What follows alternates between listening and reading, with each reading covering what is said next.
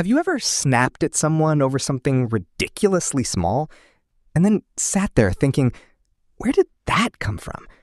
Maybe it was a slow driver, a text that rubbed you the wrong way, or someone asking an innocent question when you were already having a bad day. Here's what's strange. That reaction usually isn't about the moment itself. It's about something that started long before it. And once you understand what's really happening beneath the surface, you'll never look at your anger the same way again. Think of anger like a pressure cooker. When the whistle finally blows, everyone notices the noise. But the whistle isn't the problem. It's just the release. The real story is the heat that's been building underneath for hours. Our emotions work the same way. Most people try to control the whistle, the outburst. They count to 10, take deep breaths, walk away. And those strategies absolutely have their place. They can stop you from saying something you'll regret. But here's where most people accidentally make it worse. If you only deal with the explosion and never ask what created all that pressure in the first place, the cycle keeps repeating. It's like taking the batteries out of a smoke alarm because the beeping annoys you. The alarm goes quiet, the fire doesn't. Now, here's something you may have noticed. Most people don't explode at the person they're actually upset with.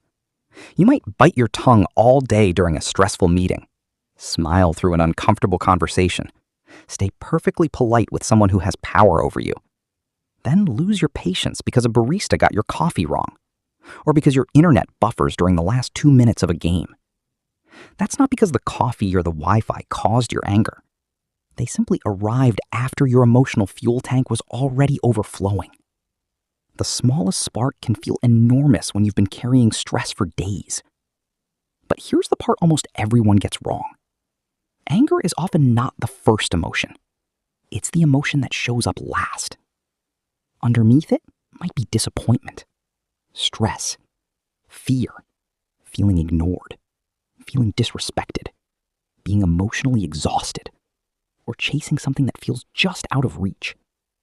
When those feelings stay buried, they don't disappear. They look for another way out.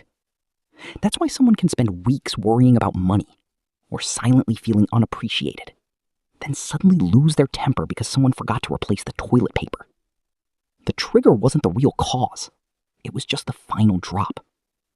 But here's where it gets even stranger. Sometimes we finally get exactly what we wanted, and we're still angry. Maybe you've worked for months to buy something you've always wanted. A new phone, a better car, a bigger apartment. For a few days, it feels amazing. Then life quietly goes back to normal. The frustration returns. Because sometimes what we're chasing isn't what we're actually missing. We think we're looking for success, or validation, or comfort. But underneath, We might really be craving peace, connection, rest, or simply feeling enough. That's why solving the wrong problem never feels like real relief. It's like eating candy when you're actually hungry. It tastes good for a moment, but it never satisfies what your body truly needed. So, no, the goal isn't to become someone who never gets angry. Anger is a normal human emotion. Sometimes it's even useful. The goal is to stop treating every outburst as if it's the entire problem. Instead, treat it like information, a signal. The smoke alarm isn't your enemy. It's telling you to look for the fire. So the next time you catch yourself snapping over something small, a typo in a group chat, a slow checkout line, someone interrupting you, pause for just 1 second and ask yourself, is this really about this moment? Or has something else been burning long before today?